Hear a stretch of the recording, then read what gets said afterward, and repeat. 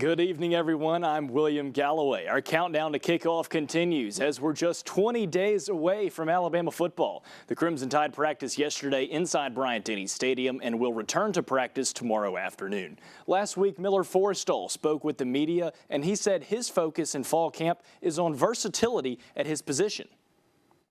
Anytime you get more and more depth to a room and the more you can do, the more valuable you are. And so I guess for each of us, we want to last year attack whatever our weakness may have been so that this year we can all play different roles in every role. So we've been trying to cross-train a lot of guys right now.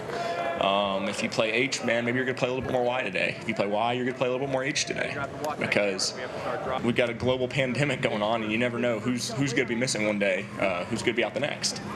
And so we've really had to focus this year, I think more than others, on being able to play multiple positions. And I think that's actually really helped us and is going to help us here in the fall. Former Alabama strength and conditioning coach Scott Cochran met with the media last week to discuss his new position at Georgia. Cochran said the move to Athens was because he really wanted to work for Kirby Smart.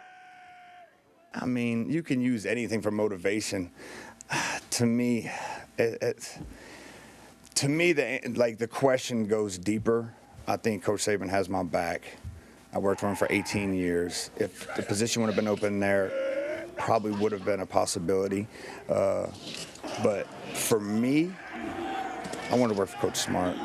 I want to work with somebody that I see eye to eye with on a lot of things. And I see the same with Coach Saban. Obviously, you know, I wouldn't be where I am without him. But with Coach Smart, I feel like there's a big emphasis on some things that I'm big on. Moving day of the Tour Championship at East Lake Golf Club in Atlanta. Today it was all Dustin Johnson. He entered the day 13 under and dominated, shooting 6 under on the day. DJ has a 5-stroke lead over Xander Schauffele and Justin Thomas, who sit at 14 under. JT finished the day at 4 under and had an eagle on hole 6 right there. The final round begins tomorrow at noon. The Cookout Southern 500 took place this evening at Darlington Raceway for the first round of the NASCAR Cup Series playoffs. Kevin Harvick and Denny Hamlin entered the race with the most points and sit in a good spot to make the championship race at Phoenix. Tonight, Martin Truex Jr. won stage 1 and 2 of the race. However, it was Kevin Harvick who took home the checkered flag at the end of the race to win the Southern 500. Down in Orlando in the NBA bubble, the Bucks had their backs against the wall versus the Heat, and Giannis comes up with his own rebound and a dunk right there.